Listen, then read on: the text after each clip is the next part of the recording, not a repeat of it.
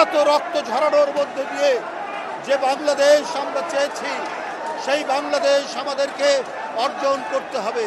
এখনো মানুষ আতঙ্ক থাকে, এখনো মব সংস্কৃতি বিস্তার লাভ করেছে।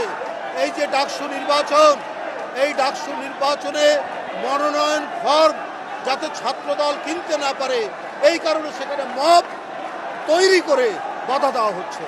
আজকে ডক্টর ইউনূস সাহেবের সরকার ক্ষমতায় থাকতে এই পরিস্থিতি কেন হবে? কেন হবে মহল্লায় মহল্লায়? কেন হবে গ্রামে গ্রামে, জেলায় জেলায়? আজকে আইন বহির্ভূতভাবে সেখানে মব সংস্কৃতি তৈরি হবে। সেখানে উশৃঙ্খল জনতা তারা কেন নিজের হাতে আইন তুলে নেবে? কারণ আজকে আইন প্রয়োগ ঠিক মতো হচ্ছে। এই কারণেই বেআইনি কর্মকাণ্ড আজকে হচ্ছে। সংখ্যালঘুদের জীবনও বিপন্ন হয়েছে। রংপুরের তারাগঞ্জে 2 জন এই মব সংস্কৃতির শিকার হয়েছে। বন্ধুরা আমার, এইরকম পরিস্থিতি তো আমরা কামনা করতে পারি না অন্তর্বর্তীকালীন সরকারে।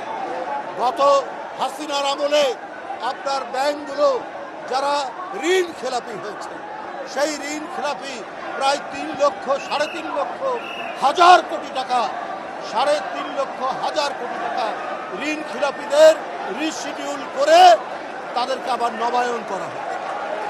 আবার এই সরকারের আমলেও প্রায় 1.5 লক্ষ আপনার ঋণ খেলাপির নবায়ন করা হচ্ছে।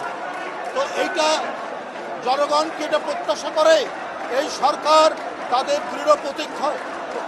দৃঢ় পদক্ষেপ নিয়ে যারা ঋণ খেলাপি, যারা রাষ্ট্রের টাকা, জনগণের টাকা যারা লুট করে পাচার করেছে, তারাই হয়েছিল ঋণ খেলাপি।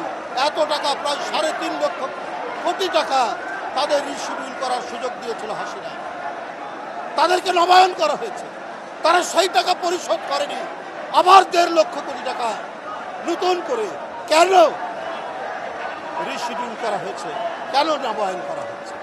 আজকে বাংলাদেশ ব্যাংক, আজকে আর্থিক যে সমস্ত মনিটরিং পর্যবেক্ষণ যে সমস্ত সংগঠন আছে, তারা আজকে কি ভূমিকা রাখছে, তারা কি কাজ করছে?